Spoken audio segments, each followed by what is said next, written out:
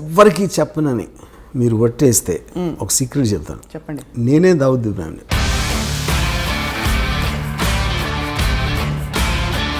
D company more డేంజరసా, RGV company more డేంజరసా అని ప్రశ్న అడుగుతుంది.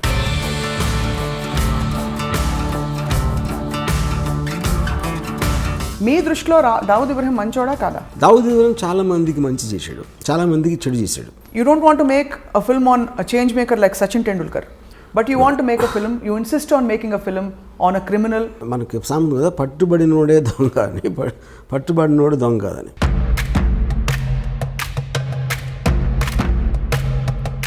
జస్ట్ క్రైమ్ చేశాడు కాబట్టి అతను చెడ్డోడు మంచోడు అంత సింప్లిస్ట్గా చేయడం కరెక్ట్ కాదు. నయీంకి ఏదో టెలివిజన్ ఛానల్ పెట్టాలనే ఒక తపన ఉండేదని, అలాంటి ఫ్యాన్సీతో ఆయనే స్వయంగా ఆయన మనుషులే లేకపోతే ఆయన ఆరాధకులు మీ చేత ఏమైనా సినిమా తీయించాలని అడుగుతున్నారు.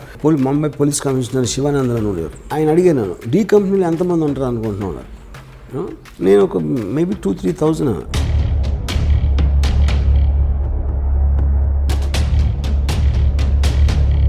ఇది కనిపించిన ఆరో సింహం. ఇది డి కంపెనీ నుంచి ఫోన్ చేస్తున్నాను, బ్రాండ్ కావాలి అక్కడ. ఎలా ఉంటారు వాళ్ళు?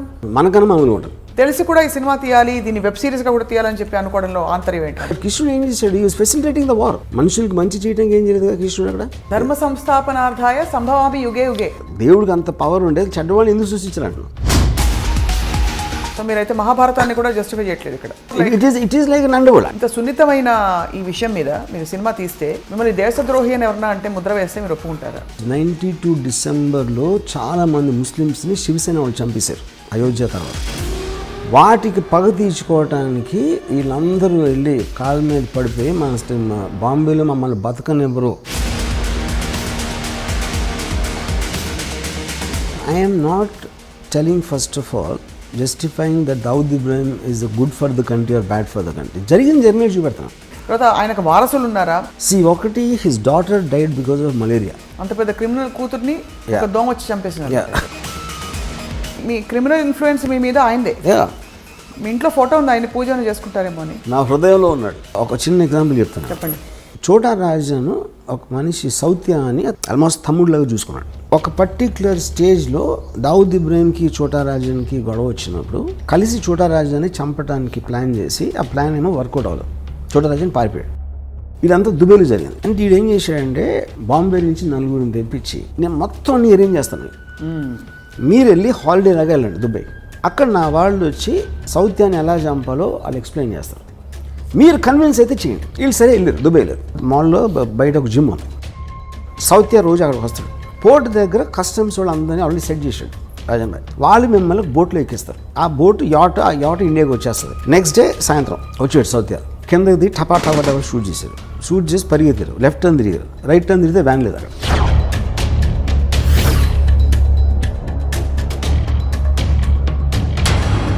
My goodness. ఓకే, ఇది ఇంకా నేను మీకు ఉరికినాయి మన ఇంటర్వ్యూ కాబట్టి చాలా తక్కువ చెప్పాను. దీని యాక్చువల్ స్టోరీ చెప్తే కింద పడిపోతారు. Doctor Ram Gopal Varma, PhD in under world. ఒక థీసిస్ ఎవరైనా గౌరవ డాక్టరేట్ ఇచ్చేస్తారేమో నాకు భయంగా ఉంది.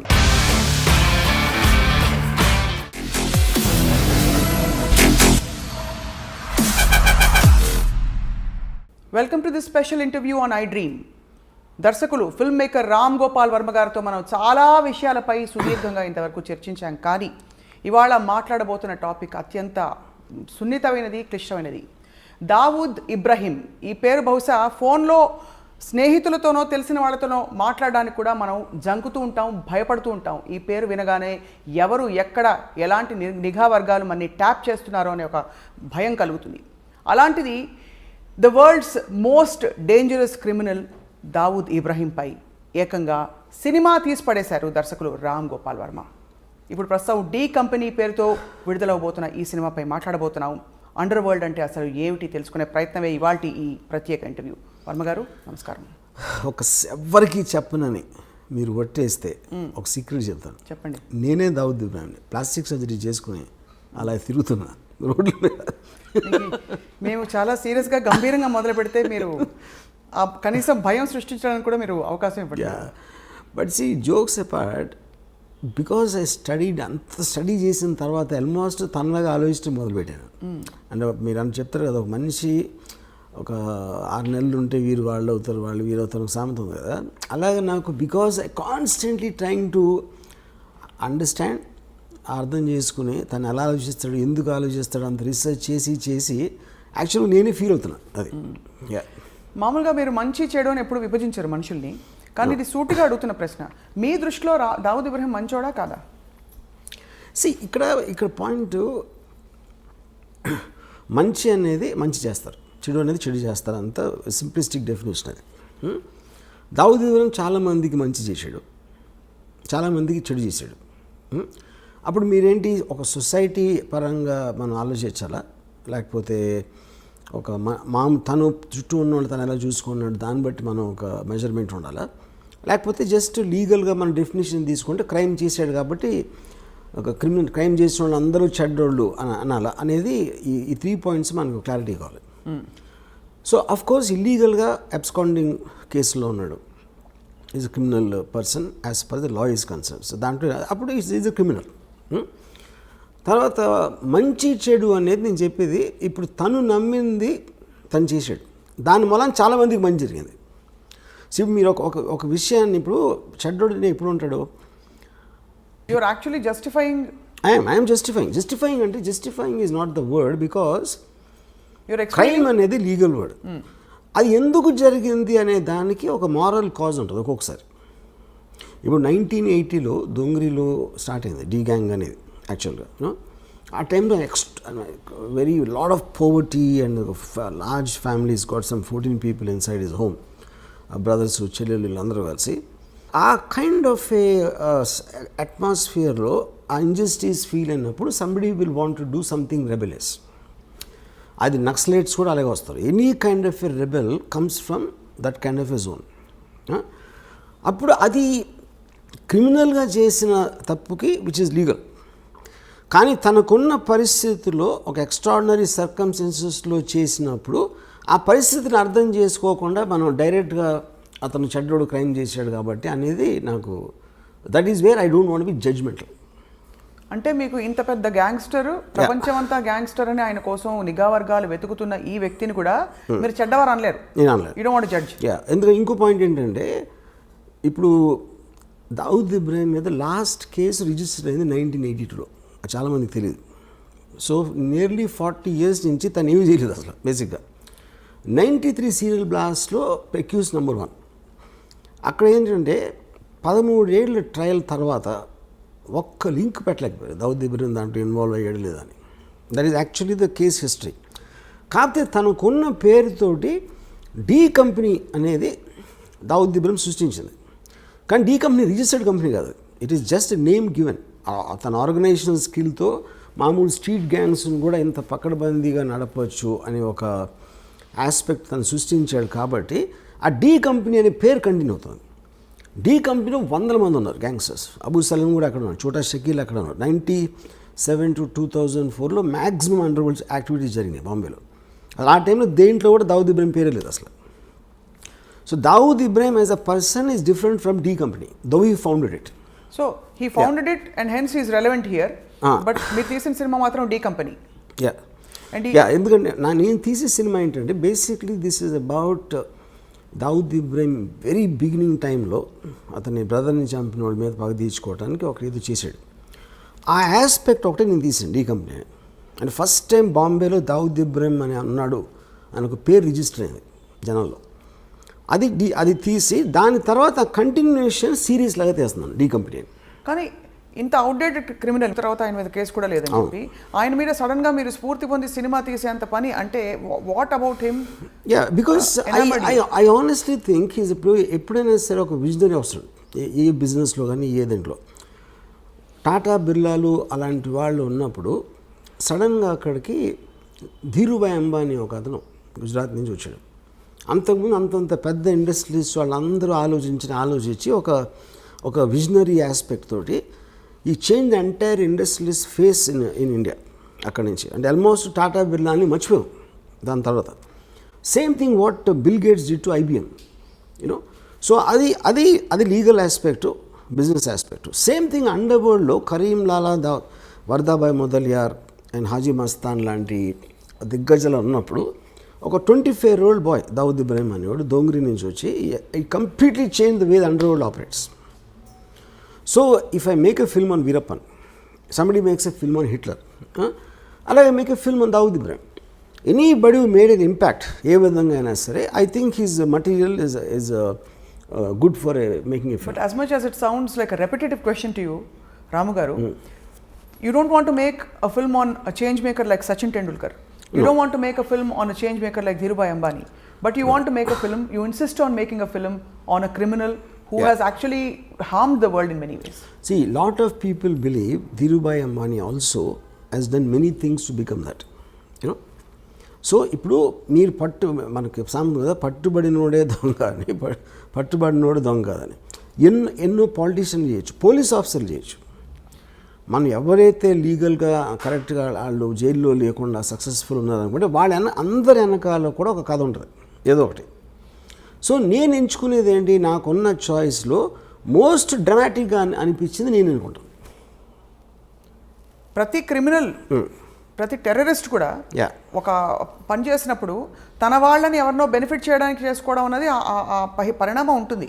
కానీ దట్ స్టిల్ డజంట్ జస్టిఫై. దానికి చట్టాలు ఉంటాయి, పరిధులు ఉంటాయి, ప్రపంచం ఉంటుంది, రూల్స్ అండ్ రెగ్యులేషన్స్ ఉంటాయి. వాటన్నిటిని ఉల్లంఘించి మనుషుల ప్రాణాలతో చెలగాటం ఆడిన వ్యక్తుల మీద. కానీ నేను అదే అంటున్నాను, సి జస్టిఫై అనే మాట కరెక్ట్ కదా. ఇప్పుడు if you are not in other person shoes, okay, అవతలోడి షూస్లో మనం లేనప్పుడు అతను ఏం చేశాడు అనే దాని మీద జడ్జ్మెంటల్ అవ్వటం అనేది నేను చేయను. ఎందుకంటే ఆ పరిస్థితిలో నేను ఉంటే నేనేమన్నా చేసేవాడినా. ఫర్ ఎగ్జాంపుల్ మీరు రాడికల్స్ ఉంటారు అనుకోండి, ల్యాండ్ లార్డ్స్ వాళ్ళని తొక్కేసి వాళ్ళని అరాచకాలు చేసేస్తున్నప్పుడు వాళ్ళు ఏదో ఎదురు తిరిగి ఒక ల్యాండ్ లార్డ్ని చంపేశారు అనుకోండి. చంపటం అనేది చట్టరీత్యా నేరం. Of course they will be punished for that. But ఎలాంటి పరిస్థితుల్లో వాళ్ళని కార్నర్ చేస్తే వాళ్ళు అలా చేయాల్సి వచ్చిందో అనే దానికి, that is what I want talking about moral justification if you care to understand. ఇంకా చాలా సింపుల్ చెప్తాను మీకు. నేను ఒకసారి పోలీస్ ఆఫీసర్ని అడిగినది, ఇప్పుడు క్రైమ్ చేసిన శిక్షించాలని మీరు అంటారు. ఒక రిచ్ మ్యాన్ ఒక పనివాడికి జీతం ఇట్లా, ఓకే, వాడికి ఒక వాళ్ళ mother she's not well and he needs urgently money to pay for the medicine. Okay, so వాడు ఈ జీతం ఇవ్వట్లేదు కాబట్టి ఆడేదో ఇంట్లో డబ్బులు కొట్టేసి వెళ్ళిపోయాడు అని పట్టుకున్నారు పోలీసులు. డబ్బులు దొంగిలించడం అనేది నేరం, ఆఫ్ కోర్స్. అందుకని అతని చట్టరీత్యా అతను శిక్షిస్తారు ఏదో చేసి. బట్ వాడు ఎందుకు చేశాడు అని మీరు వెనకాలకి వెళ్తే I don't think you'll feel the same thing after that. Though it is still a crime. On paper it's a crime. Yeah. So you find a story behind everything. Yeah. And also you see the point is ఒక సొసైటీలో ఎన్నో రకాల మంది ఉంటారు. ఇప్పుడు for example political leaders ఉంటారు, ఆయన తాట తీస్తూ ఉంటాడు, ఒకడు ఇంకోటేమో నరికేస్తూ ఉంటాడు, ఒక్కలేరు కొడతా అని ఇంకోటి అంటాడు. They don't do anything but they actually using violent rhetoric, which is just an expression of their anger or whatever you think it is. మనిషి ఏదో కొట్టుకుంటూ ఉంటారు, అప్పుడప్పుడు దెబ్బలాడతారు, కొన్నిసార్లు మర్డర్లు కూడా జరుగుతాయి, కొన్నిసార్లు ఎవరితోనో చంపేస్తారు. All of this are a result of the compelling forces which is happening. అది డబ్బు దొంగిలించడానికి చేస్తున్నారా, మీ పేరు సంపాదించడానికి, పగ తీర్చుకోవడానికి చేస్తున్నారా, లేకపోతే ఒక పొజిషన్లో ఇంకేమీ చేయలేక చేస్తున్నారా అనేది ప్రతి దాని వెనకాల వేరే వేరే కారణాలు ఉంటాయి.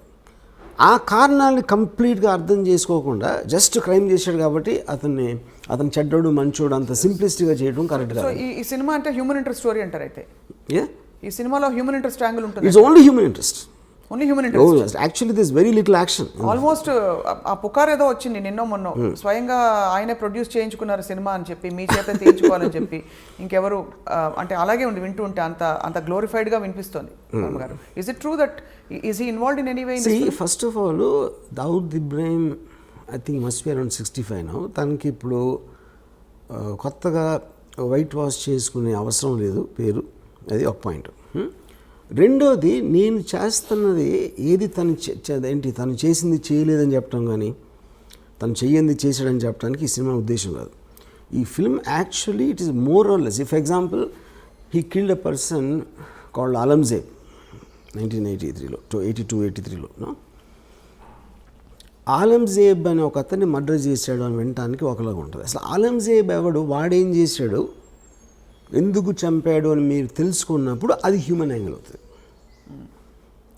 అప్పుడు ఆ ఇద్దరు వ్యక్తులు ఎవరు, ఎలాంటి వాళ్ళు, వాళ్ళ బ్యాక్గ్రౌండ్ ఏంటి, వీళ్ళకున్న రిలేషన్షిప్ ఏంటి, అసలు వాళ్ళ మధ్యన ఏం జరిగింది, ఇవన్నీ మీరు తెలుసుకోకుండా కేవలం ఒకడు మర్డర్ చేశాడు కాబట్టి ఆడు మంచోడ చెడ్డోడ అనేది I think that is what I'm trying to fight. So ఇదంతా మీరు ఏంటి అందరు థింకింగ్ మార్చాలనుకుంటున్నారా, ప్రధాన వెనకాల ఉంటుంది లేదో ఎంటర్టైన్మెంట్ వాల్యూ అంటారా? I want to tell the story. I just am interested in understanding human emotions. Right. Yeah. And I'm coming back to the same question, Ramu garu. ఇప్పుడు ఒక చిన్న ఎగ్జాంపుల్ చెప్తాను మీకు. మనందరూ ఎన్నది ఏంటంటే, ఒక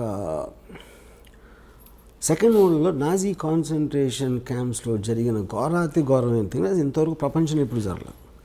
వాళ్ళు తిండి పెట్టకుండా అస్థి పంజరాల్లాగా వాళ్ళు అయిపోయి వాళ్ళ గోతులు వాళ్ళే తీసుకోవాలి, వాళ్ళు చచ్చిపోవటం. ఎందుకంటే ఎక్కడ గొయ్యి తీసి అవ్వడు లేడు కాబట్టి వాళ్ళు రాగానే ఫస్ట్ వాళ్ళతో గొయ్యి తవ్వించారు.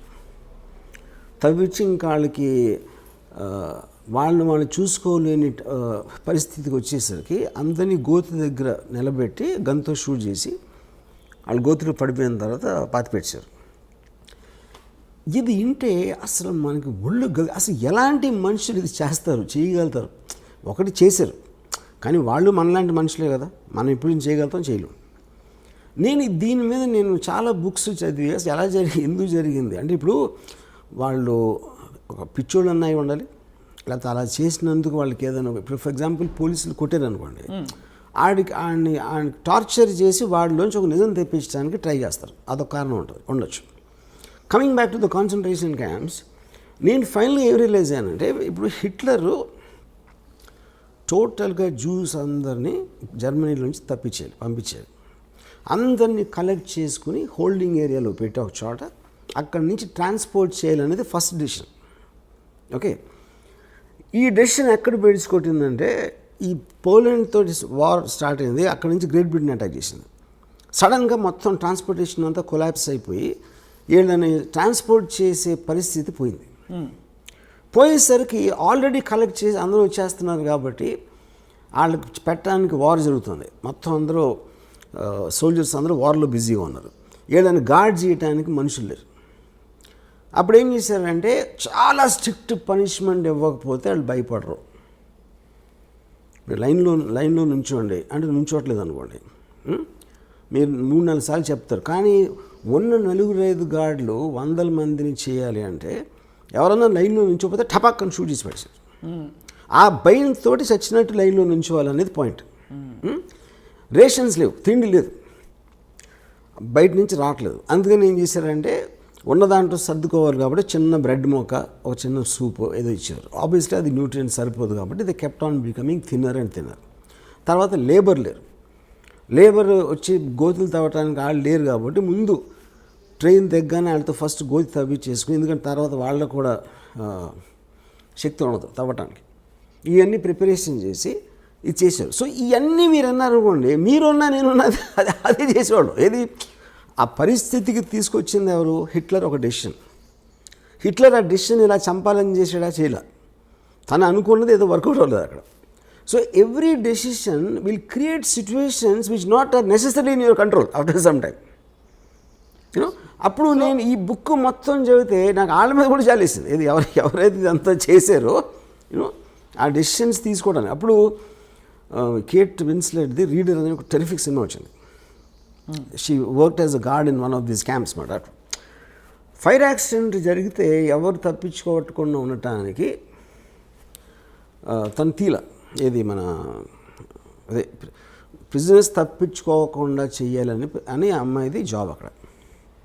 ఎప్పుడైతే గేట్లు తీయలేదో వాళ్ళు చచ్చిపోయారు. దాని మీద కోర్ట్ ట్రయల్ జరిగినప్పుడు వాట్ వర్ యూ డూయింగ్ అంటే, I was doing my job అంది. నాకు నా గవర్నమెంట్ ఇచ్చిన జాబు ఎట్టి పరిస్థితుల్లోనూ వీళ్ళని తప్పించుకోవడానికి వీల్లేదు. అప్పుడు ఇలాంటి పరిస్థితి వచ్చినప్పుడు ఆ డెసిషన్ సొంతంగా తీసుకోవచ్చా తీసుకోలేరా అనేది పాయింట్ అక్కడ. ఇవన్నీ అంటే వీటికి మీరు ఇస్తున్న జస్టిఫికేషన్ అండర్స్టాండ్, ప్రధాని వెనకాల ఒక కారణం ఉంటుంది, ఒక ఒక ఆంతర్యం ఉంటుందని చెప్పి, బట్ దాన్ని దీంతో ఒక విల్లింగ్గా కావాలని వచ్చి ఒక పవర్ కోసం ఎస్టాబ్లిష్ చేసుకున్న ఒక క్రిమినల్, ఒక గ్యాంగ్స్టర్ ఇప్పటికి కూడా ప్రపంచం వెతుకుతుంది ఆయన కోసం. సో అటువంటి సినిమా మీరు తీశారంటే ఖచ్చితంగా 2 కారణాలు ఉండాలి. ఇప్పుడు నయీం గురించి విన్నప్పుడు కూడా నయీంకి ఏదో టెలివిజన్ ఛానల్ పెట్టాలనే ఒక తపన ఉండేదని, ఆయన టీవీలో కనిపించడానికి ఇష్టం అని, అలాంటి ఫ్యాన్సీస్ వాళ్ళకు ఉంటాయని చెప్పి గ్యాంగ్స్టర్స్కి, అలాంటి ఫ్యాన్సీతో ఆయనే స్వయంగా ఆయన మనుషులే లేకపోతే ఆయన ఆరాధకులు మీ చేత ఏమైనా సినిమా తీయించారని అడుగుతున్నారు. మొన్న కూడా ఎక్కడో ఇంటర్నెట్లో వైరల్ అయింది ఈ మాట. Is it right? Is it true? That's not true.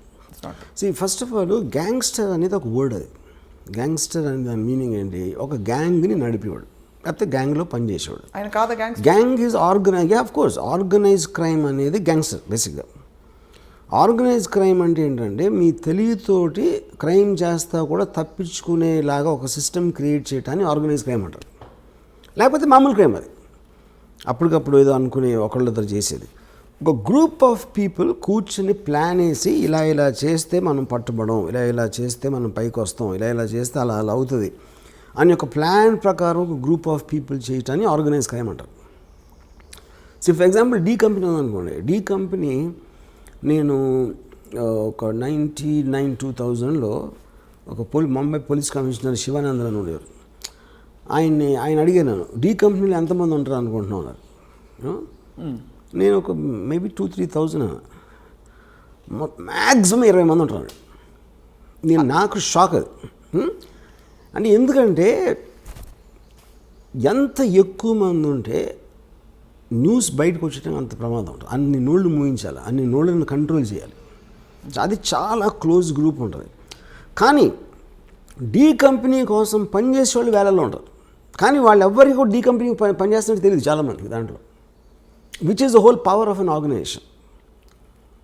They don't know their employer. అంటే ఇది కంపెనీ ఉండొచ్చు. ఫర్ ఎగ్జాంపుల్ నా దగ్గరికి ఒక ప్రొడ్యూసర్ వస్తాడు. ఆ ప్రొడ్యూసర్ వచ్చి నేను మీద సినిమా తీస్తానంటాడు. సో ప్రొడ్యూసర్ పేరు ఏదో ఉందాడు, అది సపోజ్ అటు సినిమా తీస్తాడు. సినిమా అనేది లీగల్ బిజినెస్. అప్పుడు నేను తీస్తాను సినిమా, కానీ అతను డీ కంపెనీ మనిషి. కానీ నేను పనిచేసేది ఎవరికి? ఇతనికి. ఇప్పుడు మీరు కలిసిన ప్రతి ఒక్కరు వాళ్ళ బ్యాక్గ్రౌండ్ మీకు తెలియదు కదా, తెలియడానికి ఛాన్సే లేదు కదా, you know. So this is how సట్లీ it operates. ఇప్పుడు అలా మీ ఎంప్లాయర్ మీకు తెలియదేమో? తెలీదు, ఎవరికి తెలియదు. బాంబేలో చాలాసార్లు మీకు ఇలాగా భరత్ భాయ్ షా కేసులో చోరీ చుప్కే సల్మాన్ ఖాన్, ప్రీతి జింటా, రాణి ముఖర్జీ అలాంటి యాక్టర్స్ ఉన్న పిక్చరు నాజీం రిజ్వీ అని ఒకటి ప్రొడ్యూస్ చేశాడు. భరత్ భాయ్ ఫిల్మ్ ఫైనాన్షియల్, ఆయన ఎన్నో సంవత్సరాల నుంచి చేస్తున్నాడు. నాజీం రిజ్వీ అండర్ వరల్డ్ మనిషి అని సినిమా సగమయ్యేది తెలిసి, అది ఎవరో చెప్పారు. కానీ అండర్ వరల్డ్ మనిషి అంటే ఏంటి అసలు అర్థం ఏంటి? ఫస్ట్ అది చెప్పండి. అండర్ వరల్డ్ మనిషి అంటే మీరు డైరెక్ట్గా క్రైమ్ చేసే వాళ్ళు ఒకళ్ళు ఉంటారు. అంటే డైరెక్ట్ క్రైమ్ అంటే ఏంటి? లీగల్ డెఫినేషన్లో. సెకండ్ డిగ్రీ వాళ్ళేమో వాళ్ళు వాడుకుంటారు, అది కొంచెం ఫోన్ చేసి చెప్పారా అని. వాడు చేయడు. కాకపోతే employing the threat, D company వాళ్ళు నాకు తెలుసు అనే ఒక ఇన్ఫర్మేషన్ తోటి ఇంటిమిడియేట్ చేయటం అదొక పద్ధతి. మూడోది, మీరు లీగల్గా చేయలేని పనులు కొన్ని వాళ్ళు మీకోసం ఇల్లీగల్గా చేస్తారు. మీ బుక్స్లో అన్నిట్లో అలా ఉంటుంది, కానీ మీరు వేరేగా చేసేయని వాళ్ళు ఒక సెపరేట్ టీంతో వాళ్ళు చేస్తారు. ఓకే, ఫర్ ఎగ్జాంపుల్ లీగల్గా మీరు ఇంపోర్ట్ చేసుకున్నారు అనుకోండి, ఒక 100 వీసీఆర్లు ఆ టైంలో చెప్తున్నాను, ఇల్లీగల్గా 500 వీసీఆర్లు వస్తాయి. 500 వీసీఆర్లు డీ కంపెనీ వాళ్ళు పంచుకుని వాళ్ళు చేసి మీరు ఫెసిలిటేట్ చేసినందుకు మీకు కొంత ఇస్తారు, మిగతా వాళ్ళు తీసుకుంటారు. సో డైరెక్ట్గా ఎవడైతే కంపెనీలో ఉన్నాడో వాడు చేయలేదు, అది వాడు దాన్ని అమ్మలేదు, వాడు కొనలేదు, ఫెసిలిటేట్ చేశాడు అంతే. ఆ ఫెసిలిటేషను 100 వీసీఆర్లు పోతే 500 వీసీఆర్లు వచ్చినాయి అని తెలుసుకోవడం అనేది చాలా కష్టం. సో ఇప్పుడు ఈ లింక్స్ మీద లింక్స్, ఇప్పుడు ఒక మర్డర్ ఉందనుకోండి, ఇప్పుడు ఎవడో ఒక ఎక్కడో కలుస్తాడు, ఒక జైలు, ఒక్కొక్కసారి జైల్లో అవ్వచ్చు, ఇంకొకసారి ఎక్కడో ఒక స్మాల్ టౌన్లో ఒక పని ఉంది చేస్తావా అంటాడు. ఏంటండి ఇలా జస్ట్ బాంబే వచ్చి నువ్వు చిన్న గన్ వేస్తాం, ఫలానా ఒక్కడిని షూట్ చేయి. అని ఆడికి డబ్బులు ఆఫర్ ఇస్తాడు. వాడేంటి వీడు మాట్లాడేవాడు రషీద్ అనేవాడు అబ్దుల్ అనేవాడు చెప్పాడు అన్నవాడు. ఈ రషీద్ అసలు బాంబే రాడాడు. ఈ అబ్దుల్ని ట్రైన్ ఎక్కించి పంపుతాడు. ఈ అబ్దుల్ అక్కడ దిగి నువ్వు ఫలానా హోటల్లో అక్కడ స్టేషన్ బయట ఎలా ఉంటుంది అక్కడ ఉండవు. మళ్ళీ అక్కడ ఫోన్ వచ్చి నువ్వు బయటకు వచ్చి బాండ్రా బస్ స్టాండ్ దగ్గర నువ్వు వెళ్ళు, అక్కడ గ్రీన్ షర్ట్ బ్లాక్ ప్యాంట్ వేసుకుని అక్కడ కనిపిస్తాడు. ఆడికి నీ పేరు మల్బార్ అని చెప్పి అంటాడు. ఆడు వెయిట్ చేస్తున్నాడు. ఆడ అసలు పేరేమో తక్కువ మీద ఉంటుంది, ఆడేమో సలీం అని చెప్పాడు. వీళ్ళిద్దరి దగ్గరికి ఒక బురకా వేసుకున్న ఆవిడ వచ్చి ఒక చిన్న ప్యాకెట్ ఇచ్చారు. ఈ బురకా ఆవిడ ఎవరో వాళ్ళకి తెలియదు, వాళ్ళెవరో బురకా ఆవిడకి తెలియదు. వాళ్ళు వెళ్ళి ఎక్కడో తీసి దాన్ని ఓపెన్ చేస్తే దాంట్లో ఒక చిన్న కంట్రీ పిస్టల్ ఉంటుంది. ఉండి అక్కడి నుంచి నువ్వు ఫలానా చోట టెలిఫోన్ బూత్ దగ్గర వేయచో ఫోన్ వస్తుంది. వచ్చేసరికి నువ్వు జూహుకి వెళ్ళి ఫలానా ఒక బ్రౌన్ బంగ్లో ఉంటుంది, దాని బయట ఇలాంటి కారు ఉంటుంది. ఒకడు వస్తాడు, ఒక బట్టతల్లుడు, అతన్ని షూట్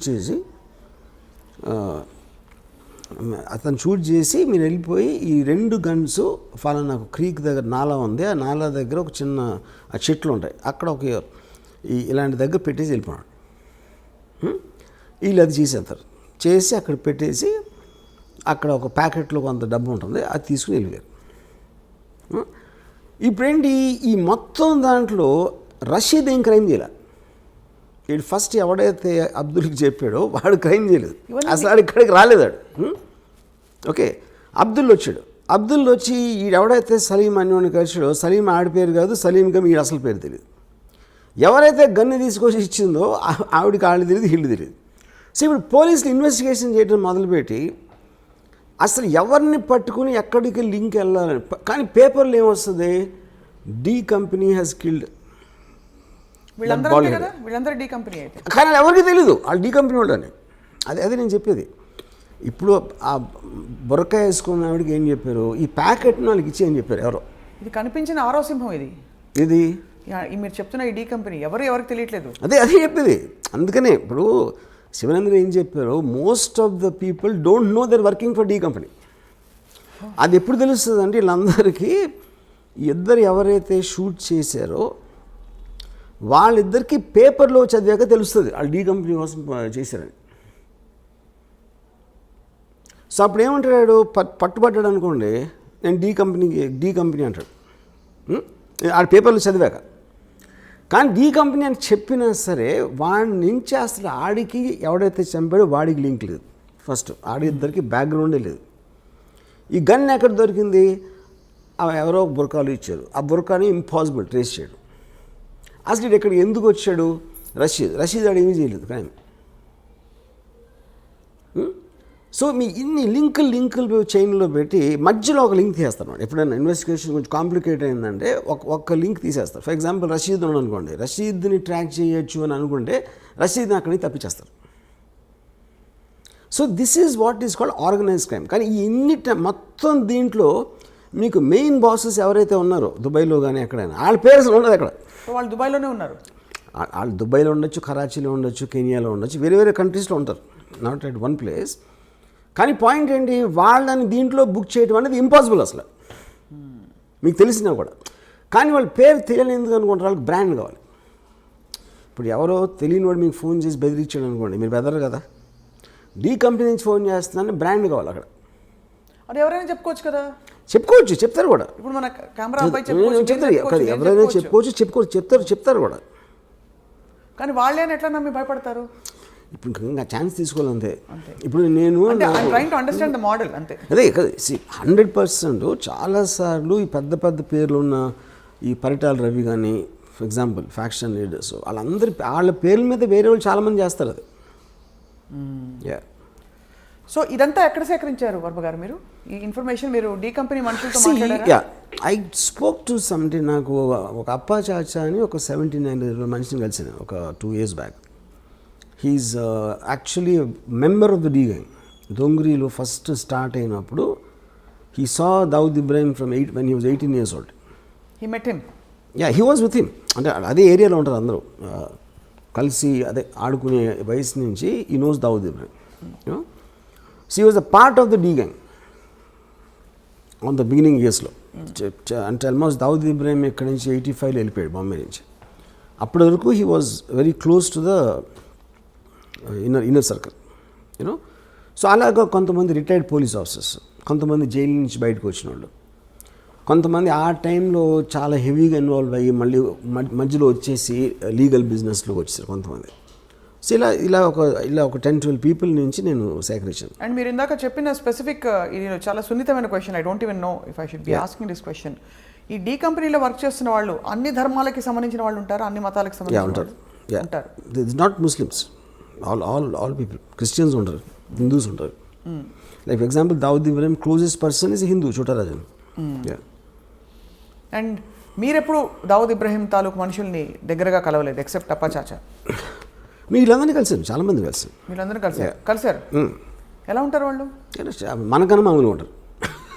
మనకన్నా మన మీద ఎక్కువ అన్నాను వస్తుంది అంటే very very normal looking people అసలు. సో ఈ సినిమా షూటింగ్కి సంబంధించి వర్మ గారు, షూటింగ్ మొత్తం ఇది డీ కంపెనీ ముంబై చుట్టూ తిరగవలసిన కథ. మీరు ఎక్కడో ముంబై కాకుండా ఇతర ప్లేసెస్లో షూట్ చేశారు. ఎందుకంటే 80s ముంబై అనేది ముంబైలో ఉండడానికి ఛాన్సే లేదు. ఎందుకంటే Mumbai it's very very expensive place. ఉన్న రియల్ ఎస్టేట్ అంతా మార్చేస్తారు బిల్డింగ్లు కట్టేసి. సో 1980లో ఉన్న అట్మాస్ఫియర్ బాంబేలో దొరకడం ఇంపాసిబుల్. సో కొన్ని నేను గోవాలో చేశాను అలాంటిది రీప్లేస్ చేయడానికి, కొన్ని షాట్ ఇన్ హైదరాబాద్.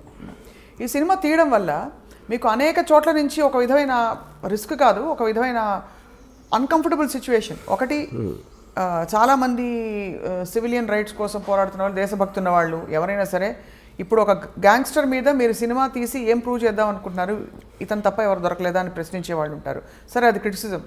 రెండోది, మీరు ఒక ఇలాంటి ఒక క్రిమినల్, మన దేశానికే ముప్పు తెచ్చిపెట్టిన ఒక క్రిమినల్ని ఈ విధంగా మీరు సినిమా తీసే అంతగా గ్లోరిఫై చేస్తారా అని చెప్పి మీకు అఫీషియల్గా కేంద్రం నుంచి అనేక చోట్ల నుంచి ఉన్న సర్కార్ వల్ల మీకు అనేక విధాల డిసప్రూవల్ వస్తుంది.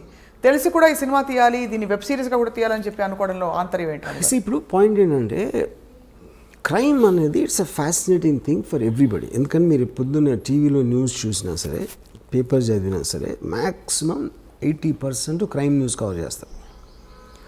ఇవాళ మొత్తం వెబ్ సిరీస్లో the most famous is Narcos, which is do with gangsters and underworld. Okay, so ఇన్హెరెంట్గా మనకున్న బోరింగ్ లైఫ్స్ నుంచి we're always attracted to study and understand or relish such people.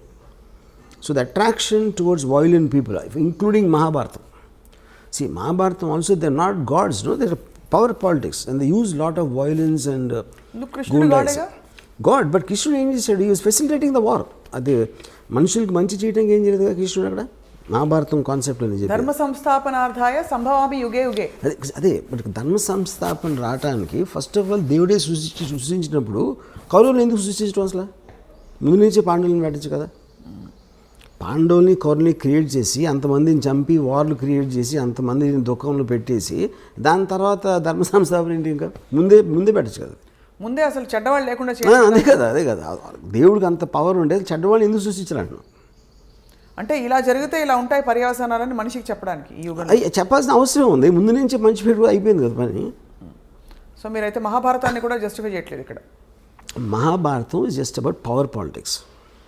Ramayanam can have a moral thing. తమ్ముడు అన్నని గౌరవించాలి, భార్యనిలా చూసుకోవాలి, పరిస్థితిని చూడకూడదు, ఇలాంటి కొన్ని మారల్ ఆస్పెక్ట్స్ అనేది రామాయణంలో ఉన్నాయి. I don't think Mahabharatam is anything to that. Mahabharatam అయితే so what are you trying to say? Mahabharatam కూడా ఒక విధమైన Mahabharatam is about power politics. So you see more like it is like an underworld. అంటే అండర్వరల్డ్ అంటే ఏంటి మీకు చెప్పేది? ఇప్పుడు ఆ టైంలో ఫ్యూడల్ వ్యవస్థలో రాజులు ఉన్నప్పుడు డిక్టేటర్షిప్స్, ఎవరికి బలం ఉంటే వాడే గెలుస్తాడు. సేమ్ థింగ్ క్రైమ్ ఆర్గనైజేషన్లో కూడా బలం plays a big role in that. It's about violent physical power. మీరు సివిలైజ్ సొసైటీ వచ్చినప్పుడు లాస్ ఉంటాయి, రూల్స్ ఉంటాయి, వాటి బట్టి నడుస్తాం. కాబట్టి ఏ ఒక్క వ్యక్తికి అంత పవర్ ఉండకూడదు అనే దాంట్లో ఒక ప్యారలల్ సిస్టమ్స్ వస్తాయి. అప్పుడు under world main thing. Mahabharatam టైంలో ఫ్యూడల్ టైం, మహాభారతం అని ఒకటే అంటలేదు. రాజుల టైంలో బలం ఉన్నోడిదే రాజ్యం అన్నదానికి ఒక క్రిమినల్ ఆర్గనైజేషన్కి ఏమీ డిఫరెన్స్ లేదు. సో మొత్తం మీద వర్మ గారు ఈ సినిమా కాస్టింగ్లో కానీ కీలకమైన పాత్రధారుల్లో మీరు ఏమన్నా ప్రత్యేకమైన బాడీ లాంగ్వేజ్ ఇవన్నీ స్టడీ చేయడానికి మీ రీసెర్చ్ కానీ ఎక్కడి నుంచి దొరికింది? బికాస్ దావుద్ ఇబ్రాహీంకి సంబంధించి 1-2 ఫోటోలు తప్ప ప్రపంచం ఆయన చూడలేదు సరే. అండ్ ఇంకొక సూట్ సరే ఇది అయ్యాక రెండో సూటి ప్రశ్న. సో మీరు ఎక్కడి నుంచి చేశారు ఈ రీసెర్చ్ అంతా కూడా to make people believe that this is perhaps what Dawood Ibrahim look like? See anybody ఒక మనిషి ఫర్ ఎగ్జాంపుల్ నేను when I did on Veerappan you know నేను సినిమా తీసే టైంకి వీరప్పన్ పోయి ఆల్రెడీ 10 ఏళ్ళు అయిపోయాయి ఆర్ మోర్. సో ఏది మీరు చేసినా you when in the research most authentic sources మీకు సాధ్యమైనంత వరకు. ఇప్పుడు నిజం అనేది బిలీవబుల్గా ఉండాలి. నిజం అనేది ఎవరికి తెలియదు ఎప్పటికీ, ఎందుకంటే మీరు ఆ టైంలో మీరు లేరు, అది చేసినప్పుడు మీరు లేరు. అలాంటప్పుడు మీరు రిపోర్ట్ చేసిన, ఒక కథ రాసిన, ఒక కాలం రాసిన, సినిమా తీసిన, the way your piecing it together it should sound truthful you know. So ఇప్పుడు నేను సపోజ్ 5 అడిగినాను అనుకోండి దావుద్ ఇబ్రాహీం గురించి, 5 వర్షన్స్ చెప్తున్నారు అతను ఎలాంటి అతను. ఒక 3 చెప్పండి మాకు. అంటే ఒకడేమో అసలు నాకు అది చాలా పిరికోడు అండి, మీడియా చేసింది, అసలు అడిగి ఏమీ లేదు అని చెప్పాడు ఒకడు. ఇంకోడు అంత తెలివైనడు అసలు ప్రపంచంలో ఉన్నాడు అని చెప్పాడు ఒకడు. ఇంకోడేమో అసలు తన చేతికి మట్టకుండా చేస్తాడు, అసలు చాలా పెద్ద మ్యానిపులేటర్ అని చెప్పాడు. ఇంకోడెవడో అసలు అంత దావుద్ ఇబ్రాహీం పేరు మీద చేశారని వేరే వాళ్ళు, అతని ఏదో అమాయకుడు అని చెప్పాడు. ఇంకోడేమో అసలు అంతకన్నా డేంజరస్ మనిషి అసలు ప్రపంచంలో అని చెప్పాడు. సో ఈ 5 వేరే పాయింట్స్. నా పాయింట్ ఏంటంటే అతను ఈ 5 కాకపోవచ్చు, 5 కూడా అవ్వచ్చు, ఏది డిపెండింగ్ ఆన్ ద టైం. ఎవరు ఏ పరిస్థితుల్లో కలిశారు, ఎప్పుడు కలిశారు అన్న దాని మీద మనకి మనుషుల మీద ఇంప్రెషన్స్ ఫామ్ అవుతాయి. అవును, కరెక్ట్. మీరు క్యారెక్టరైజేషన్ ఇస్తున్నప్పుడు ఎవరేం చెప్పినా కూడా దావుద్ ఇబ్రాహీం గొంతు సన్నగా ఉందనుకోండి, క్యా బేటా కైసా హై అని ఉందనుకోండి, ఒక పెద్ద గ్యాంగ్స్టర్ని మీరు అలా చూపించలేరు, గంభీరంగా చూపించాలి. ఒకలాంటి ఒక లుక్, ఒక విధమైన ఏం చెప్పాలి, ఒక హీరోయిక్ ఇది కల్పించక తప్పదు. ఎందుకంటే మనకు తెలిసిన దావుద్ ఇబ్రాహీం ఆయన చాలా గ్లామరస్, పార్టీ లవింగ్ పర్సన్ అని రకరకాల విషయాలు తెలుస్తుంటాయి. సో ఇవన్నీ ఎలా మీరు సమకూర్చారని అది సిద్ధం చేయి. అప్పుడు మీరు మాట్లాడుతున్నప్పుడు ఎవరితో అయితే మీరు మాట్లాడుతున్నారో వాళ్ళు చెప్పే డీటెయిల్స్ కొన్ని ఉంటాయి. ఆ డీటెయిల్స్ ఎవరు మామూలు ఎవరు చెప్పలేరు డైరెక్ట్గా. ఉదాహరణకి నేను ఈ అప్పా చాచాని, ఈ సాబిర్ని చంపేసినప్పుడు ఫాదర్ ఎట్లా రియాక్ట్ అయ్యాను. ఫాదర్ హెడ్ కానిస్టేబుల్, చుప్చాప్ కోనేమే బయటికి అయినా, జస్ట్ రూమ్లో మూల కూర్చుని ఉండిపోయాలి, ఎందుకంటే దొంగరి ఏరియాలో జరుగుతూనే ఉంటాయి దాన్ని. ఇప్పుడు రూమ్లో మూల కూర్చుంటాం అనే డీటెయిల్ నాకు చాలా ఇంట్రెస్టింగ్ అనిపించింది. సెంటర్లో రూమ్ మధ్యలో కూర్చుంటానికి, మూల కూర్చోటానికి ఏదో ఒక తేడా ఉంది అక్కడ యూనో. అంటే ఆల్మోస్ట్ ఎవరి దారిలోకి రాకుండా ఆయన ఒక్కరే కూర్చుని. ఓకే, సో ఆ పాయింట్ ఏంటంటే అప్పుడు చెప్పే విధానంలో ఇలాంటి డీటెయిల్స్ తోటి మనకి ఒక ఇది వస్తుంది యూనో. ఇప్పుడు వీరప్పన్ గురించి నాకు ఒక పోలీస్ ఆఫీసరు ముద్దుమలై ఫారెస్ట్లో ఎప్పుడు కలిసినప్పుడు చెప్పాడు, సరే వీరప్పను పులి మీద తిరుగుతూ ఉంటాడని చెప్పాడు. ఆ మాట చెప్పగానే మనకు ఫస్ట్ పోతుంది ఎవరు అతను, అక్కడ లోకల్ మనిషి, పోలీస్ ఇన్స్పెక్టరు, అయినా కూడా వీరప్పని పులి మీద తిరుగుతాడంటే అది ఒకవేళ నిజంగా తిరిగినా మనం నమ్మం. సో నిజం అనేది నమ్మబుల్గా ఉండాలి, అంతేగాని అది నిజమని కాదు బేసిక్గా. దాని తర్వాత మీరు డాట్స్ కనెక్ట్ చేస్తారు. డాట్స్ కనెక్ట్ చేయటువంటి మీనింగ్ ఏంటంటే అంతకుముందు ఎప్పుడూ చెయ్యని వాడు సడన్గా ఇది ఎలా చేశాడు, దీనికి దానికి మధ్య ఏం జరిగింది అని ఒక వర్షన్ ఉండొచ్చు, ఏం జరిగి ఉంటుందని మీ ఇమాజినేషన్ ఉంటుంది. ఆ ఇమాజినేషన్ మీరు అవతలకి చెప్పినప్పుడు అవునేమో అని ఆడు అంటాడు ఒకసారి. ఎందుకంటే ఇప్పుడు నేను ఉన్నాను అనుకోండి, కొంతమంది నన్ను జీనియస్ అంటారు, కొంతమంది ఏమో పెచ్చోడు అంటారు, కొంతమంది అసలు ఏంటి ఏం మాడతాడు ఆడే వాగుతాడు ఏదో అంటారు. But the point is like ఇందాక నేను చెప్పినట్టు మనలో ప్రతి ఒక్కరికి అలా వేరే వేరే వర్షన్స్ ఉంటాయి. Right. So finally, we will decide to believe one version. And that will be your film is that will be the truth. Yeah. But ఇతర విషయాలు దావుద్ ఇబ్రహీం వ్యక్తిగత జీవితం గురించి మీరు వీరప్పన్కి ప్రేమ కథ పెట్టారు. ఇప్పుడు ఈ సినిమాలో కూడా అలాంటి ప్రేమాయణాలు with his family. Because Dawood is a very woman man, and he had affairs with a lot of women, and he had affairs. ఎక్కడో మధ్యలో రకరకాల పుకార్లు వచ్చేవి. బాలీవుడ్లో కూడా ఆయనకి చాలా రిలేషన్షిప్స్ అఫేర్స్ ఉన్నాయి పుకార్లేం కదా ఉన్నాయి. Because he actually was living with Mandakini, married Mandakini, for nearly 10 years. Yeah. What was the last time we heard of Dawood Ibrahim in అంటే ఆయన జాడలు కానీ? We are hearing it now, right now, yes, because of the Sachin Wajay connection. Yes. So మరి ఈ టైంలో ఇంత సున్నితమైన ఈ విషయం మీద మీరు సినిమా తీస్తే మిమ్మల్ని దేశద్రోహి అని ఎవరన్నా అంటే ముద్ర వేస్తే మీరు ఒప్పుకుంటారా? అదే ఇప్పుడు ఫస్ట్ ఆఫ్ ఆల్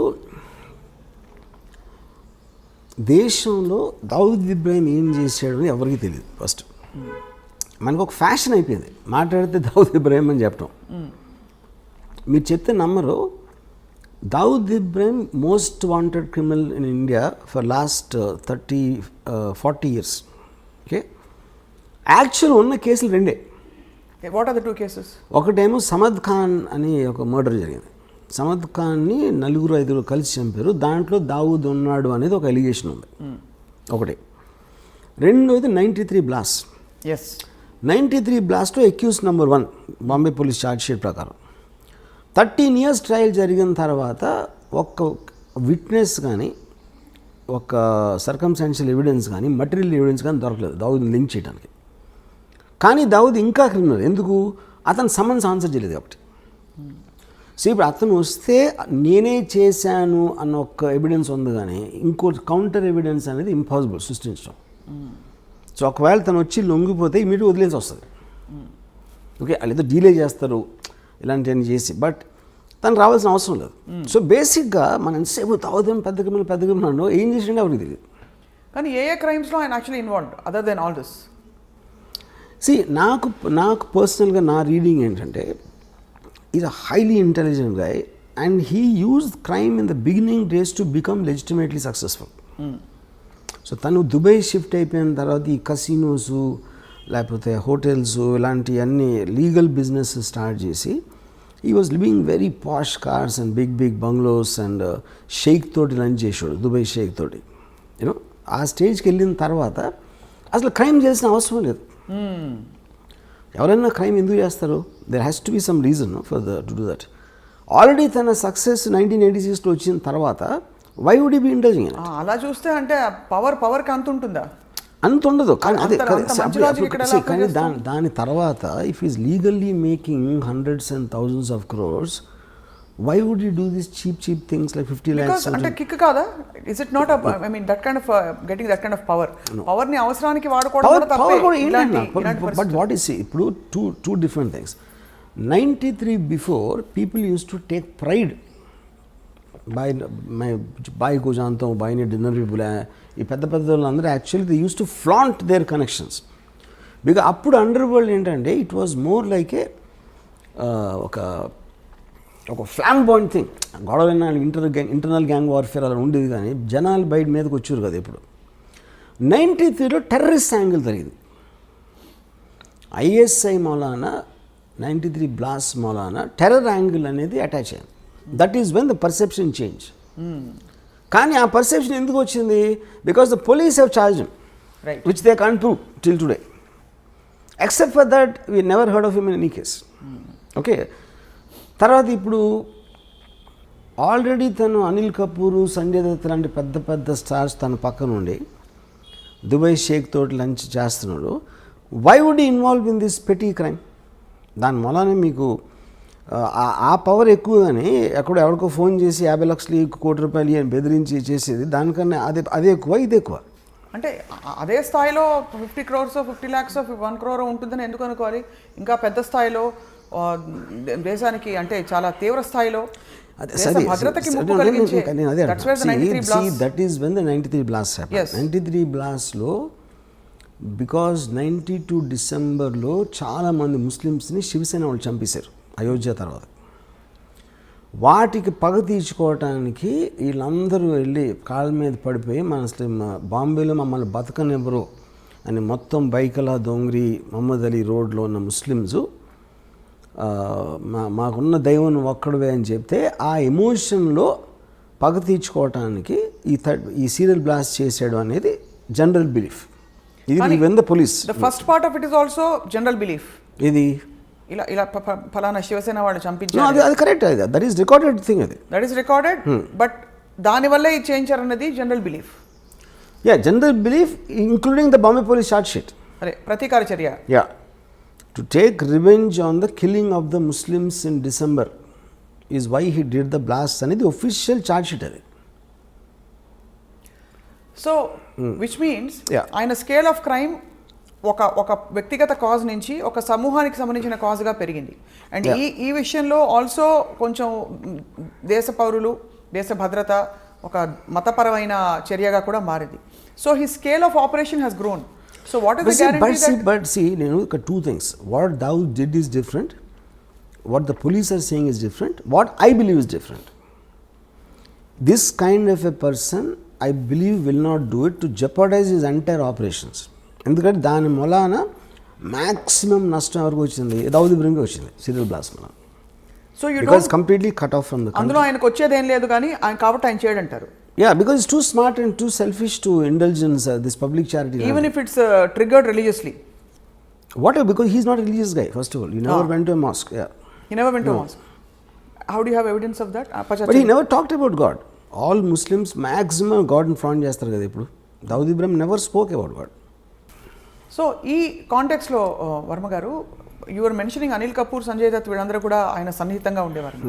ఆ సాన్నిహిత్యం అసలు ఎలా ఏర్పడుతుంది అంటే ఒక గ్యాంగ్స్టర్ అని తెలిసే వెళ్తారా బాలీవుడ్ నటులు అంటే? ఎందుకంటే ఆ టైంలో అండర్ వరల్డ్ అనే వర్డ్ మనం ఇప్పుడు యూజ్ చేసిన కాంటెక్స్లో ఉండేది కదా అసలు. వాళ్ళందరూ పవర్ఫుల్ పీపుల్ అక్కడ. బడా ఆద్మీ బహుత్ ఏ ఆయనకి ఒక హీరో లాగా చూసేవారు గ్యాంగ్స్టర్స్ని. వీళ్ళు హీరోలు అందరూ కూడా సిటీలో. ఇప్పుడు ఫర్ ఎగ్జాంపుల్ పరిటాల రవి ఉన్నాడు. Paritala Ravi very violent and dangerous గా అంటారు. మొత్తం మీకు అనంతపూర్ జిల్లాలో ఎందుకు అందరం ఎక్కించింది? అందుకే ఎక్కించింది. కానీ ఇక్కడ తేడా ఏమొస్తుంది వర్మ గారు? ప్రధానంగా ఒక అబ్స్కాండింగ్ ఇలాంటి క్రిమినల్కి ఒక పొలిటికల్ ఫేస్ ఉండే ఒక తీవ్రమైన వ్యక్తికి there is a big difference. ఈ మనిషి అందుబాటులో ఉన్నారు, ఈ మనిషి తప్పించుకుని వెళ్తున్నాడు కాబట్టి ఎక్కడ ఉన్నాడో తెలియదు. ఈచ్ పర్సన్ తను ఉన్న పొజిషన్, తను ఉన్న సిచ్యువేషన్లో తనకు అనుగుణంగా అడ్వాంటేజ్ తీసుకుంటాడు. పరిటాల రవి అనే మనిషి అనంతపూర్లో ఉన్నాడు. అనంతపూర్లో ఏమేమి మనకు వర్కౌట్ అయితే వేరే ఉంటాయి. దుబాయ్లో దావుద్ ఇబ్రహీం అంటే తనకు వేరే వర్కౌట్ అవుతాయి. వీళ్ళకి ఉండే ఫ్యాసినేషన్ ఆయనకి ఫిల్మ్ స్టార్స్ పట్ల ఎందుకు ఉండేది fascination? That is very this because he deliberately wanted to give that colour to the gang. అంటే మనం వీధి రౌడీలాగా ఉండకూడదు, మనని రెస్పెక్ట్తో చూడాలి. జనాలు రెస్పెక్ట్తో ఎప్పుడు చూస్తారు? రెస్పెక్టబుల్ పీపుల్తో ఉన్నప్పుడు చూస్తారు. అందుకని పెద్ద పెద్ద పార్టీలు ఇచ్చి ఈ ఫిల్మ్ స్టార్స్ని, పొలిటికల్ లీడర్స్ని, క్రికెట్ ప్లేయర్స్ని ఇలా అందరినీ ఇన్వైట్ చేసేవాడు. సో వాళ్ళ పక్కన నుంచున్నాడు కాబట్టి తనకు కూడా ఒక లెజిటిమసీ వచ్చేస్తుంది, which is a planned purpose. I did that. Right. And ఎవరెవరు అంటే వెళ్ళకపోయే క్వశ్చన్ ఉండదు. ఆయన దావుద్ ఇబ్రహీం పిలిచాక ఇంపాసిబుల్. యా, రావు అని చెప్పి a very big man calls you in a nice way not to do a crime. ఎందుకు వెళ్ళరు మీరు? అంటే ఎందుకు క్రిమినల్స్తో మనకు ఎందుకు అని అనుకోవాలి కదా. అది అంటే ఇప్పుడు క్రిమినల్స్ అంటే ఇప్పుడు పిక్ పాకెట్ క్రిమినలే, దావుద్ ఇబ్రహీం క్రిమినలే. కానీ తనకున్న ఇమేజు ఇప్పుడు ఎవ్రీబడి వాంట్స్ పవర్ఫుల్ ఫ్రెండ్స్. ఫలానా ఒకటి తెలిస్తే ఎప్పుడైనా మనకు పనికొస్తాడు. ఎప్పుడైనా మనం ఏం చేయట్లేదు, మనం క్రైమ్ చేయట్లా. రైట్. కానీ పవర్ఫుల్ పీపుల్ తెలియటంలో తప్పే ఉంది అని ఒక అట్రాక్షన్ అందరికీ ఉంటుంది.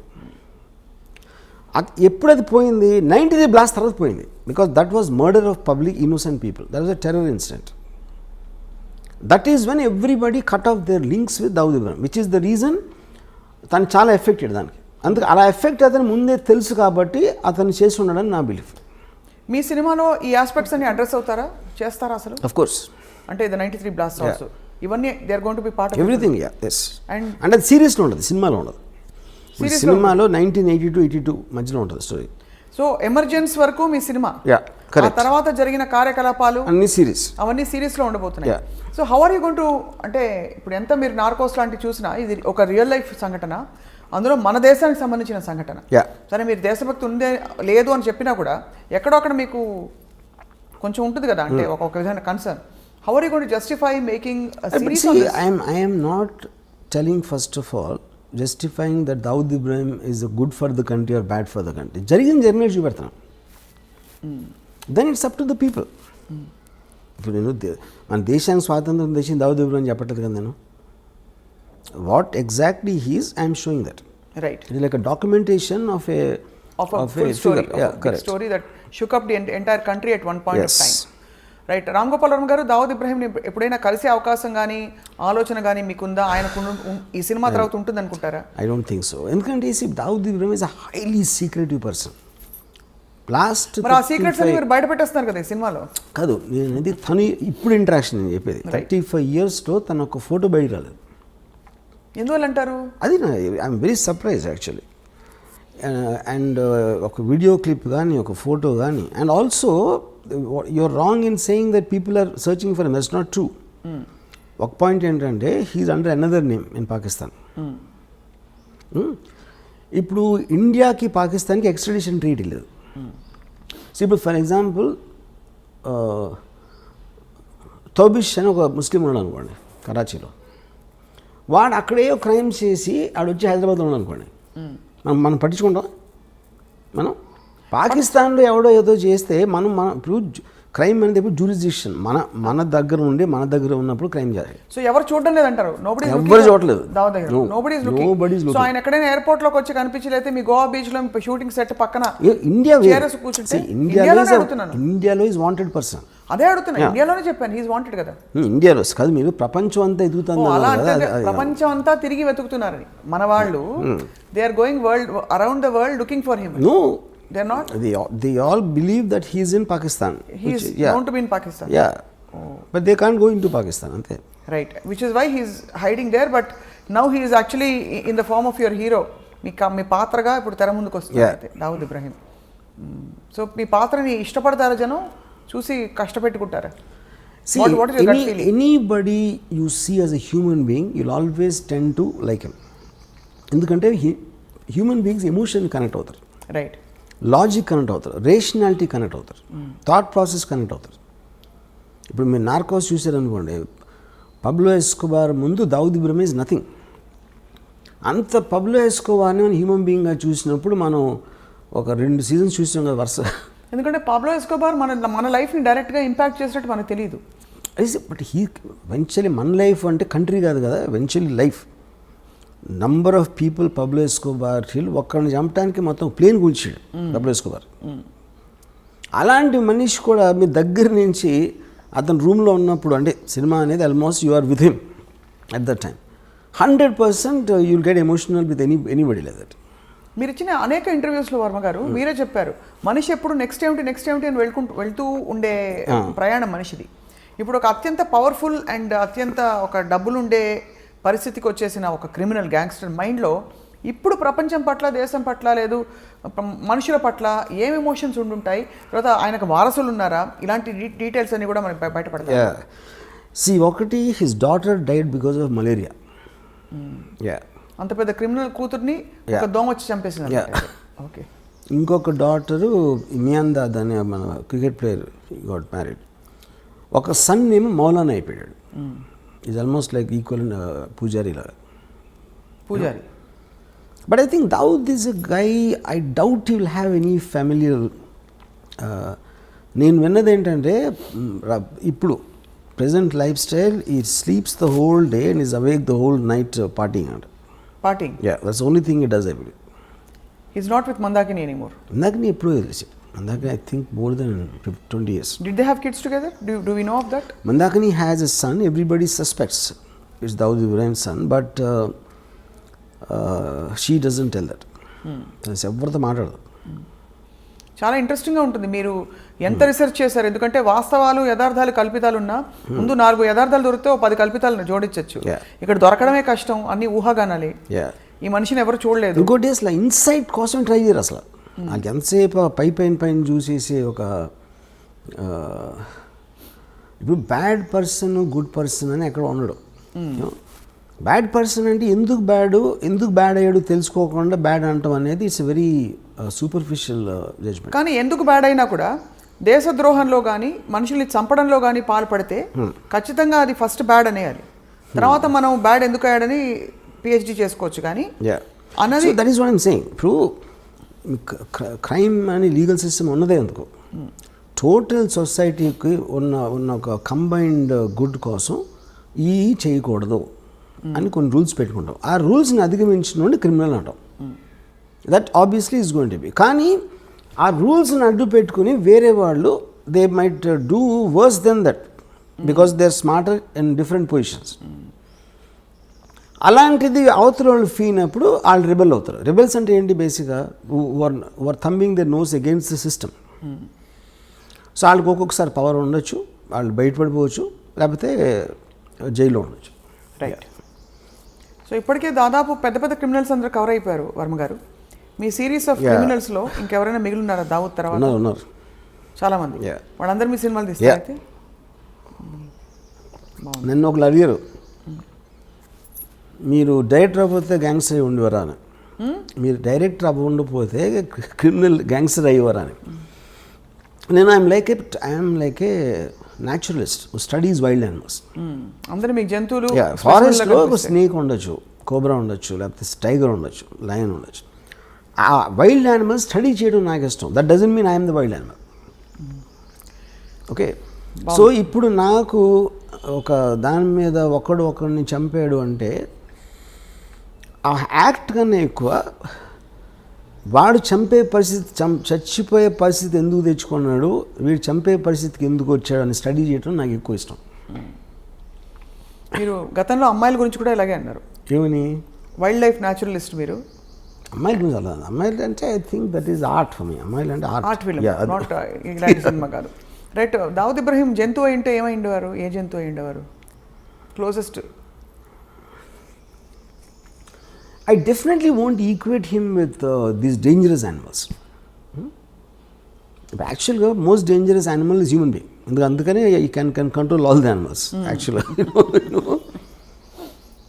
I can't say fox also. Definitely, I won't equate him neither with a snake nor a tiger. ఇప్పుడు ఒక పెద్ద బ్రహ్మ ప్రశ్న, snake or tiger you're saying, అంతేనా?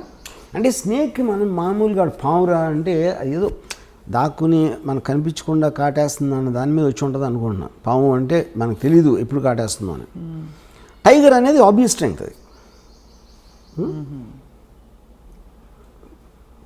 కానీ తెలివితేటలు కూడా ఉన్నాయి కాబట్టి నక్క కూడా ఉండొచ్చు. అంటే నక్క పాయింట్ ఏంటంటే పరిగెడతా ఉంటుంది. తెలివిగా ఏం చేస్తుందో నాకు ఇంతవరకు తెలియదు. నక్క తెలివింది అంటారు కానీ అది ఏం తెలివి ఉపయోగించింది నాకు తెలియదు ఇంతవరకు. సో ఇది ఒక అన్ని కలగలిసిన ఒక విచిత్ర జంతువు, అంతేనా? ఇది మోర్ నియర్ టు దట్. అన్ని కలగలిసి, అన్ని క్వాలిటీస్ కలగలిసిన ఒక విచిత్ర యూనిక్ జంతువు. ఒక పెద్ద డౌట్, నక్కలాగా ఆలోచించి పాములాగా కాటేసి ఫస్ట్ కాటు పడగానే టైగర్ అయిపోతాడు. I think this is the correct thing. ఇచ్చాదారి సాంప్లాగా ఉండడానికి. డి కంపెనీ మోర్ డేంజరసా, ఆర్జీవీ కంపెనీ మోర్ డేంజరసా అని ప్రశ్న అడుగుతున్నారు, అందరూ అడుగుతున్నారు మీరు తీసే సినిమాల్ని బట్టి.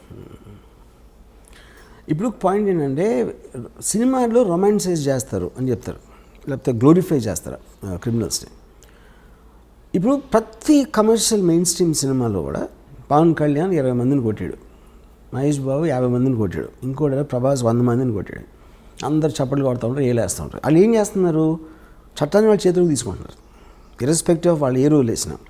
But that is not to be taken seriously because it's a very comic book, fun, entertainment, action. Nobody takes that seriously. Realistic serious లాంటి, సత్యాలు లాంటి సినిమాలు ఏంటంటే ఎవ్వరు గన్ను తీసుకున్నా వాళ్ళందరూ కుక్క చోచి వచ్చారు ఫైనల్గా. అది గ్లోరిఫై చేయడం ఎట్లా అవుతుంది? అది how am I రొమాంటిసైజింగ్?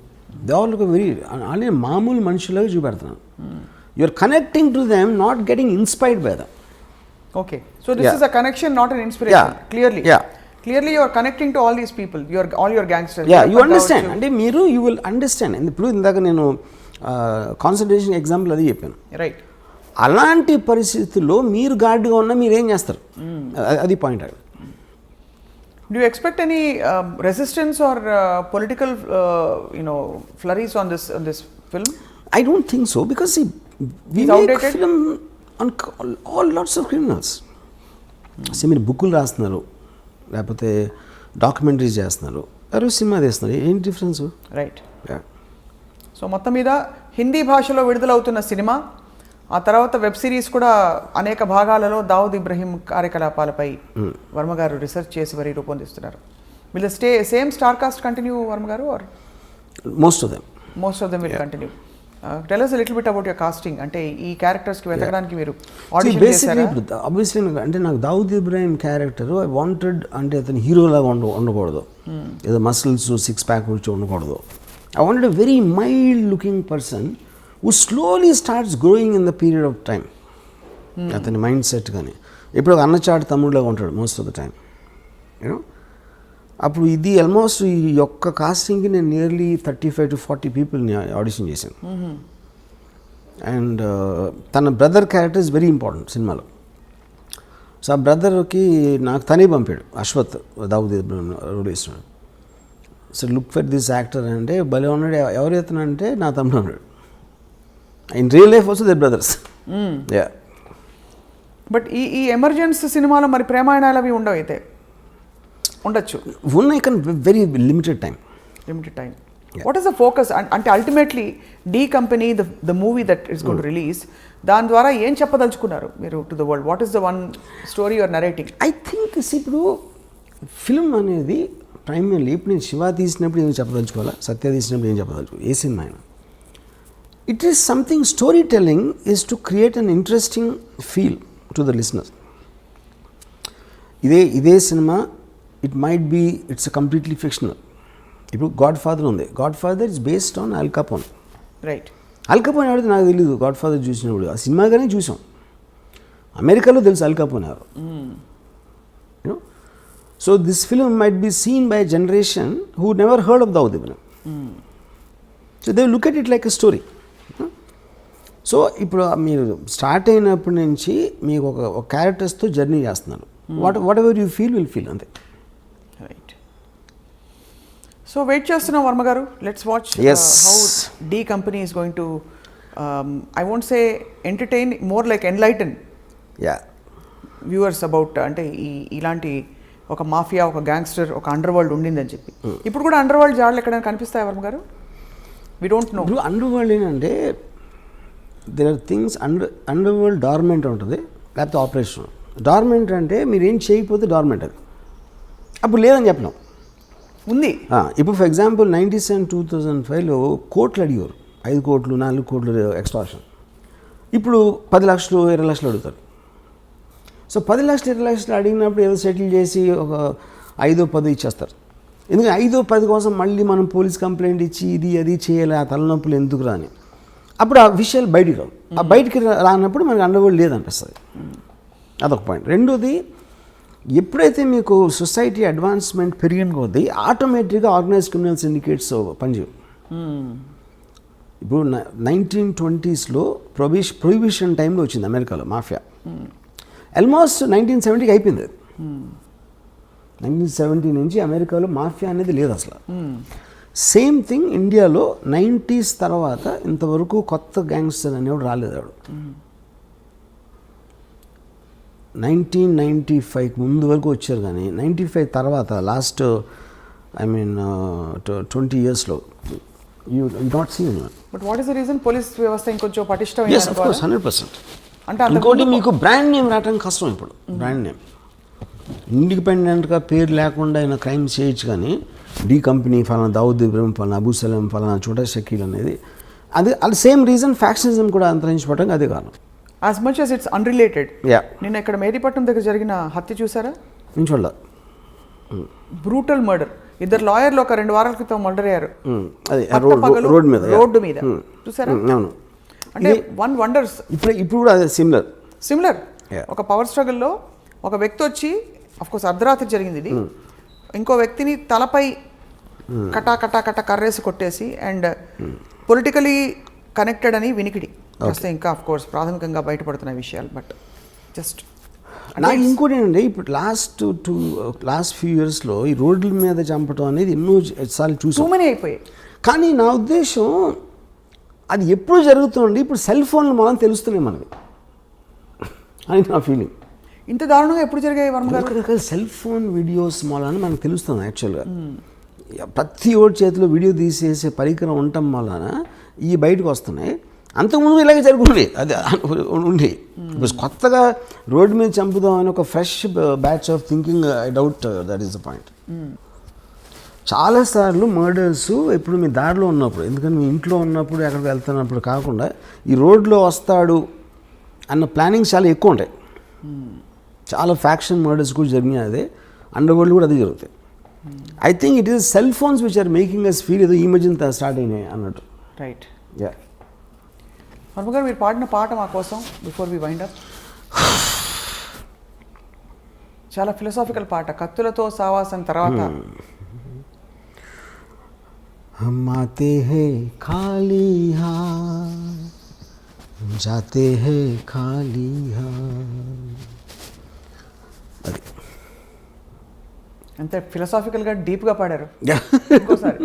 No but it is actually quite surprising to see ఒక సీరియస్ సబ్జెక్ట్కి మీరు ఎంత ఆబ్జెక్టివిజం, ఎక్కడ ఎమోషన్ ఇంటర్ఫియర్ కాకుండా ఆబ్జెక్టివ్గా ఒక కథని కథగా చూసి ఒక వాస్తవాన్ని ఎన్ని అవాంతరాలు, సవాళ్ళు, క్వశ్చన్స్, క్రిటిసిజం వస్తాయని తెలిసి కూడా మీరు నేను చేసి తీరుతానని చెప్పి మరొకసారి ప్రూవ్ చేశారు. సో ఈ సినిమా అదే స్థాయిలో ఉంది. సో నేను ఇందాక చెప్దామని మర్చిపోయాను. నాకు ఇప్పుడు నేను క్రిమినల్ అవ్వలేను, ఇప్పుడు అవ్వను. కానీ క్రిమినల్ ఆర్గనైజేషన్ ఎవడన్నా పెడతానంటే నేను మంచి కన్సల్టెంట్ అవ్వచ్చు. Criminal organisation consultant.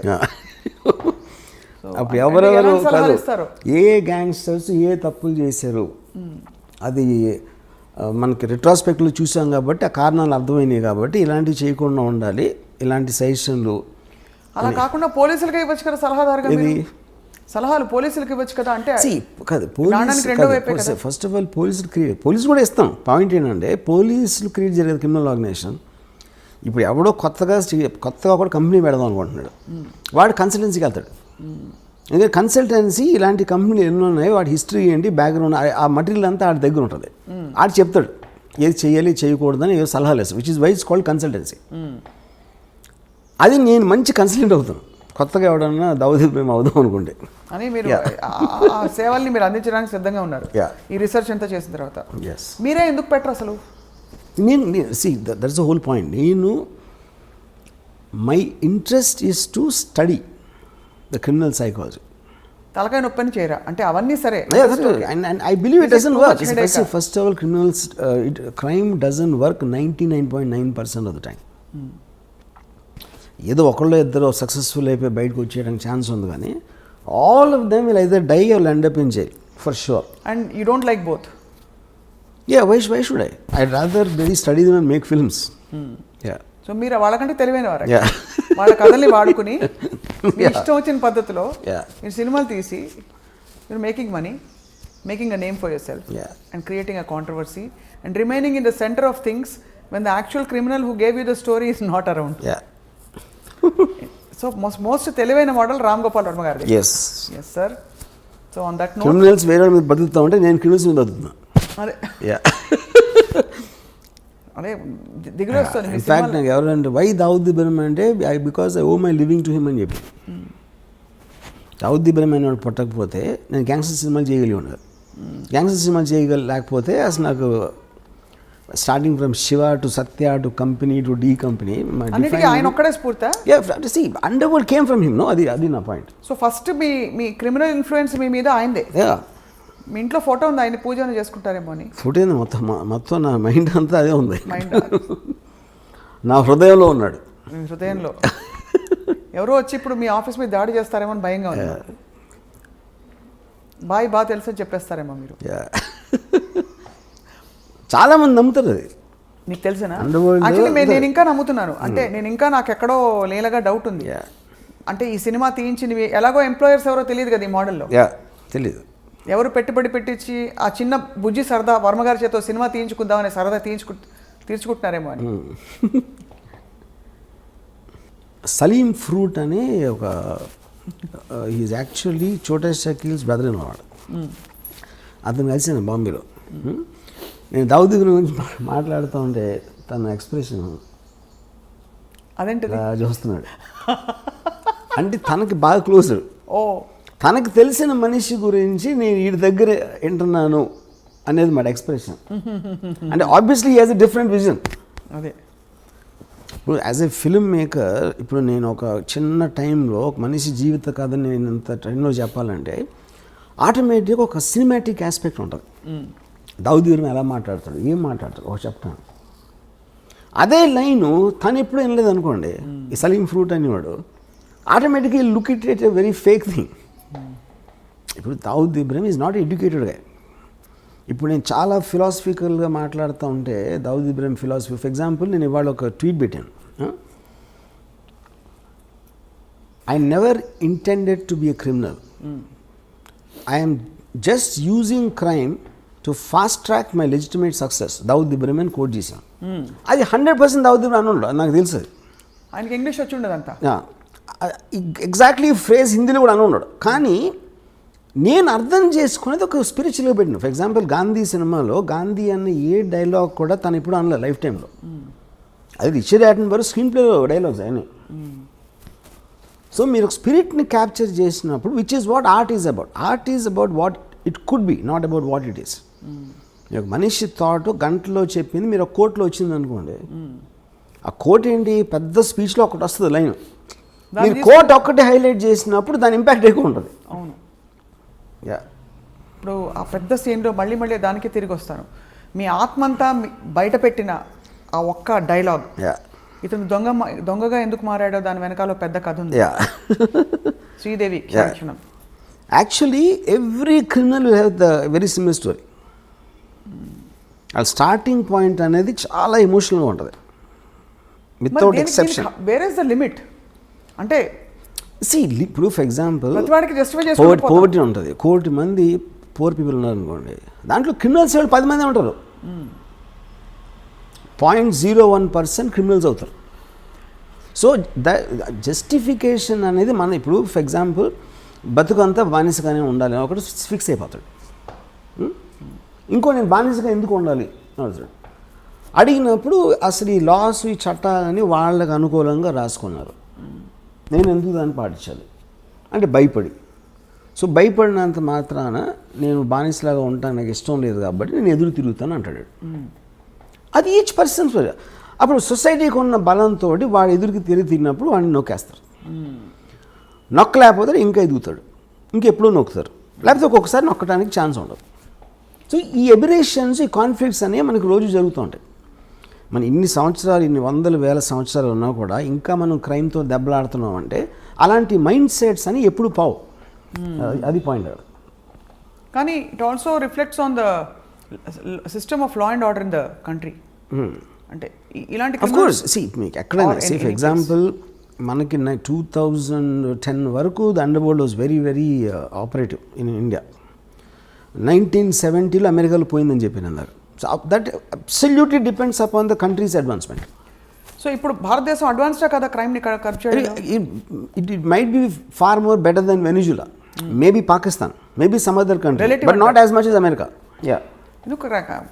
But actually objectively what do you think of how we have curbed crime? See, every country is advancing rapidly. కేవలం మనకి ఇప్పుడు సోషల్ మీడియా మూలాన, ఈ సెల్ ఫోన్ వీడియోస్ మూలాన మనకు ఒక ఇది వస్తుంది, ఈ ఫీలింగ్ వస్తుంది, ఓ తెగ జరిగిపోతున్నాయి అసలు మర్డర్స్ అని. కానీ మీరు సెన్సస్ స్టాటిస్టిక్స్ తీసుకుంటే I'm sure it won't be the case. ఇప్పుడు అనంతపూర్లో 20 years బ్యాక్ కడప అనంతపూర్ డిస్ట్రిక్ట్లో number of murders I'm sure 10% కూడా ఉండవు ఇప్పుడు.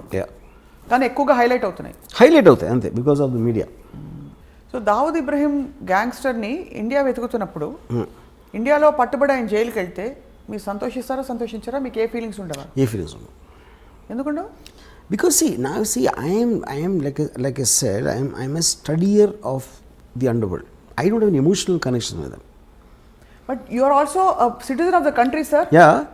So you don't have any emotions No. for a man No. being caught? Yeah because like I said ఇందాక చెప్పాను కదా, ఒక మనిషి ఇంకొకరిని చంపితే చంపే పరిస్థితి వీడికి ఎందుకు వచ్చింది, చచ్చిపోయేంత పరిస్థితి వాడికి ఎందుకు వచ్చింది, ఈ ఒక్కదాని మీద నాకు ఇంట్రెస్ట్ ఉంటుంది. Because I don't want to be judgmental on things which I did not experience myself. Are you judgmental about things you at least you experienced? My experience అంటే మీ లైఫ్లో మీకు ఎప్పుడైనా See, భయాలు, ఆందోళనలు? ఏ మనిషి అయినా వాడు అది చేసినప్పుడు వాడికి ఒక కన్విక్షన్తో చేస్తాడు, యూనో. సో అలాంటప్పుడు నేను చేసినప్పుడు నేను క్రైమ్ అనుకున్నది. ఏ మనిషి కూడా క్రైమ్ చేస్తానని అనుకుని చేయడు. బికాజ్ వాడి మైండ్లో ఏదో ఆడికి ఒక కన్విక్షన్ ఉంటుంది. ఇందాక నేను చెప్పినట్టు. So are you telling me Dawood ఇబ్రహీంకి ఇవన్నీ చేయించినప్పుడు నేను తప్పు చేస్తున్నది చట్ట విరుద్ధం అని తెలీదా? చట్ట విరుద్ధం వేరు. చట్ట విరుద్ధం అనేది వాళ్ళు ఎలా చూస్తారంటే, పోలీసులు మాకన్నా కరప్టు, పాలిటీషియన్స్ మాకన్నా కరప్టు, వాళ్ళు సిస్టమ్ని అడ్వాంటేజ్ తీసుకున్నప్పుడు నా చేతనతో నేను తీసుకుంటున్నాను అని ఆలోచిస్తారండి. See, they believe 90% of the people are idiots. Power పొజిషన్స్లో ఉన్న అందరికీ కామన్ థాట్ అది. పోలీసులు అదే అనుకుంటారు, పొలిటీషియన్స్ అదే అనుకుంటారు, అండర్వరల్డ్ కూడా అదే అనుకుంటారు. సో ఎవరికొన్న సిచ్యువేషన్లో ఎవరికొన్న పవర్లు మేము ఎలా తీసుకోవాలి, ఎలా బయటపడాలి అని ఒక్కటే ఆలోచిస్తారు. కానీ they will never think about themselves consciously doing something wrong. So you feel that Dawood Ibrahim never ever feels he has done something wrong? No. అంటే despite the fact that the whole country is looking for him. See, whole country is a very media. Whole country అంటే అది చెప్తాను. See, అది సంబంధం లేని వాళ్ళు ఆలోచిస్తాను, వాళ్ళు అలా ఆలోచిస్తారు. ఇప్పుడు మన ఇద్దరం ఉన్నాం, మనకి ఏంటి అండర్ వరల్డ్ ఏం కనెక్షను? ఇప్పుడు ఈ కెమెరామెన్కి ఏం connection? Then he never touched any part of our life. Okay, so they don't care about us. వాళ్ళు డైరెక్ట్గా ఇన్వాల్వ్ అయిన వాళ్ళు, అది పోలీస్ ఆఫీసర్లా, ఏదో బిజినెస్ మ్యానా, వీళ్ళ దాని మీద వాళ్ళ మనలాగే మీరు ఇంటికి వెళ్ళినప్పుడు మీ ఫ్యామిలీ, మీకు ఉన్న ఇమీడియట్ కలీగ్స్, వాళ్ళు తప్పిస్తే మిగతా ప్రపంచం, మిగతా హైదరాబాద్ సిటీకి మనకేం కనెక్షన్ అసలు? నిజంగా అంత డిటాచ్డ్గా, డిస్కనెక్టెడ్గా ఉంటారు. అందరూ ఉంటారు, వాళ్ళే కాదు.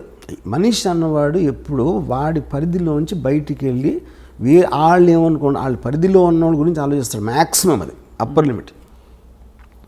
సో ఈ బిఫోర్ అంటే వైండ్ అప్ చేసే నేను ఒక చిన్న ఎగ్జాంపుల్ చెప్తాను. చెప్పండి.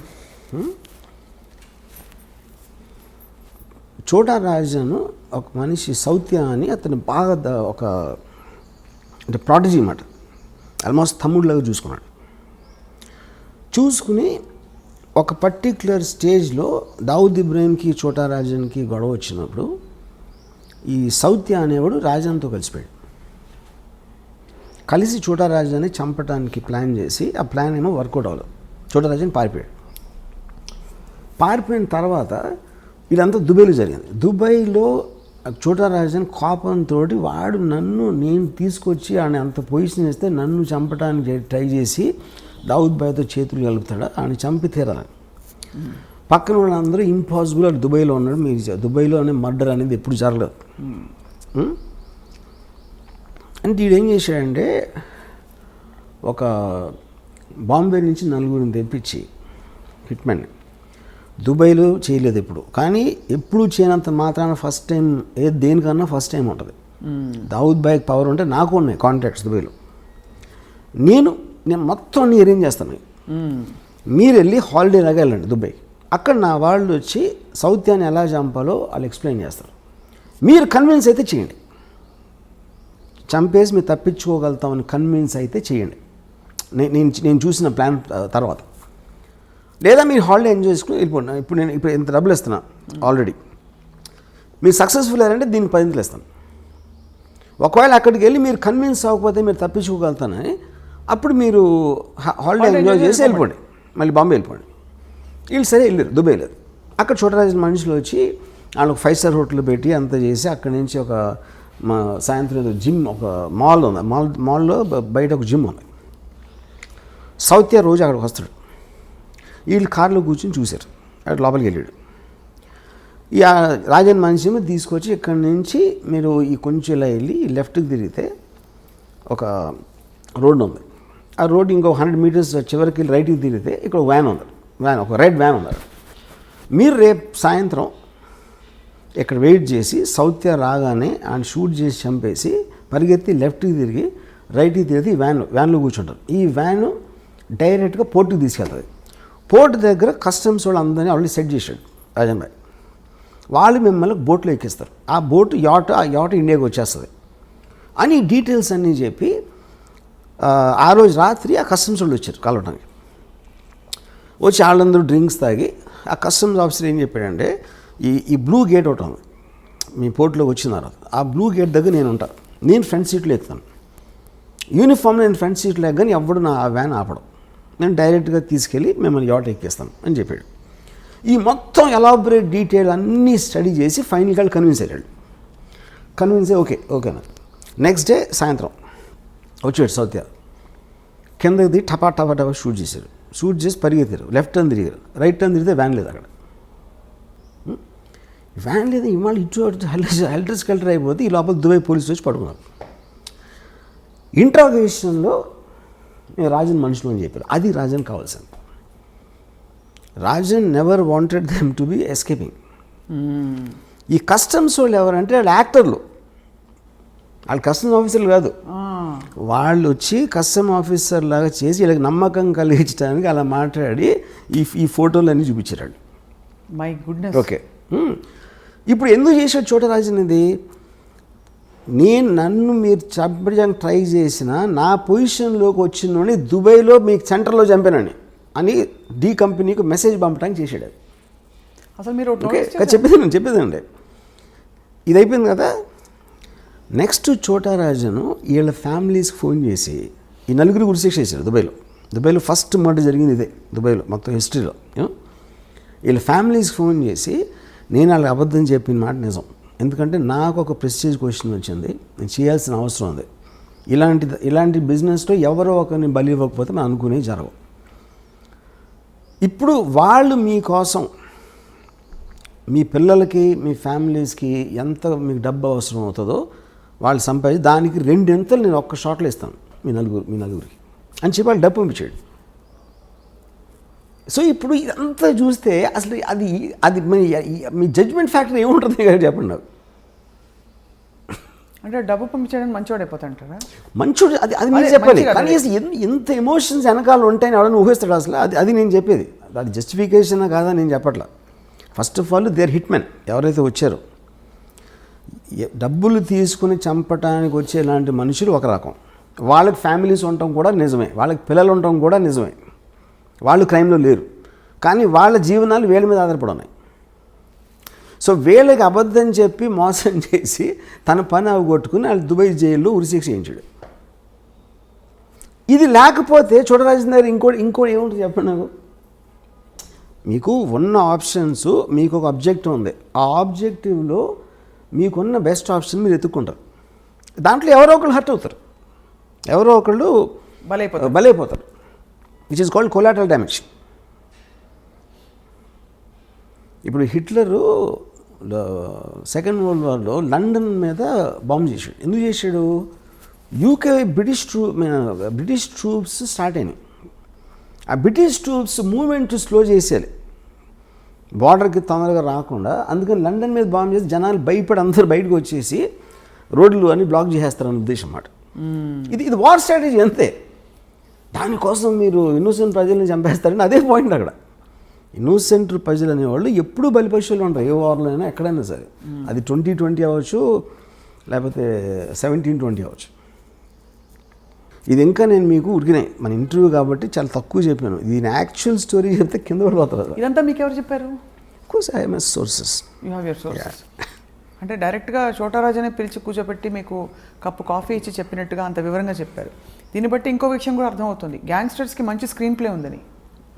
Of course gangsters constantly drama, వాళ్ళంతా వైలెన్స్ అనేది మనం అనుకున్నది ఎక్కువ జరగదు అక్కడ. Mostly it is mind games.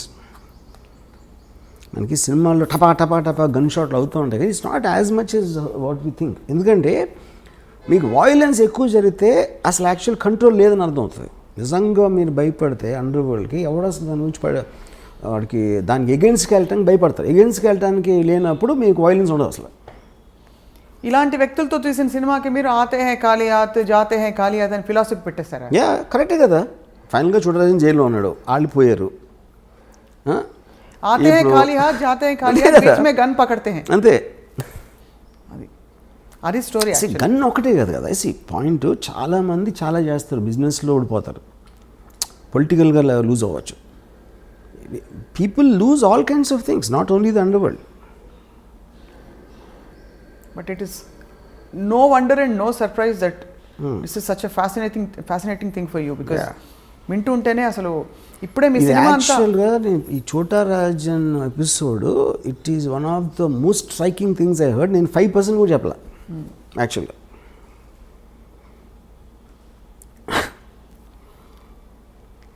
Aathe high ఖాళీ హాత్ ఎస్ జాతే హై ఖాళీ హాత్, దట్ ఎవ్రీబడి. అది ధీరుభాయ్ అంబానీ కూడా అంతే కదా, మహాత్మా గాంధీ కూడా. కానీ ఆ ఫిలాసఫీ ఆయనకు ఉందా దావుద్కి? Of course. అండర్ వరల్డ్కి అంటే మీరు స్టడీ చేసిన వచ్చి under world most of the time they prepare to die any time. అవునా? అండ్ మెయిన్గా కంటిన్యూ చేసేదానికి reason not because of power or fame, because they will make enemies in the course of that. So they ఆ enemies నుంచి protect చేసుకోవడానికి they have to continue. That will be the main reason. స్రవంతిలోకి వచ్చే అవకాశాలు ఉండవు, జనజీవన స్రవంతి ఉండదు. ఎందుకంటే మీరు శత్రువులు వచ్చినప్పుడు వాడు మీరంటే భయపడాలంటే మీ పవర్ కంటిన్యూ అవ్వాలి. సో ఆ లెక్కన మరి దావూద్ కంటిన్యూ అవుతున్నట్టే ఇప్పుడు. అంటే because is in another, why choose Dubai is because of that. Dubai is actually the most crime free zone in the world. కానీ అక్కడే చోటా రాజన్ అంత ఇంత పెద్ద చేయించాడు. సౌత్యా అనేవాడిని ఫస్ట్ టైం దుబాయ్లో మర్డర్ జరిగింది సౌత్యా ఫస్ట్. దాని తర్వాత 2 yearsకి శరత్ శెట్టి అని ఇంకోడు దావుద్ అకంప్లీస్, అతను కూడా చంపారు. సో మొత్తానికి వర్మ గారు, doctor Ram Gopal Varma, PhD in under world. అది ఒక థీసిస్ ఎవరైనా గౌరవ డాక్టరేట్ ఇచ్చేస్తారేమో నాకు భయంగా ఉంది. తీసుకుంటారా ఇస్తే? Yeah definitely. Okay right Varma garu, it was a very interesting conversation. Yes. And waiting for this movie, this film eagerly. And అలాగే మీ పాట వినడానికి కూడా, మీ పాట చాలామందికి ఒక సందేశాత్మక గీతం అవుతుందని చెప్పి, ఒక వేదాంతపరమైన గీతం అవుతుందని చెప్పి ఆశిస్తున్నాను. Thank you for this wonderful interaction. Thanks. Hi, this is Isha Chavla. This is Manara Chopra. Hi, this is Kartikeya. నేను డైరెక్టర్ తేజ అని. Press the bell icon for more updates. For more such videos, please subscribe to iDream. For more videos, please subscribe to iDreams. For more videos, please subscribe to iDream. And you're watching iDream Media. Do subscribe to iDream. Subscribe to iDream Media. Do subscribe to iDream Media. Don't forget to subscribe. Click on the button below. Don't forget to subscribe to iDream.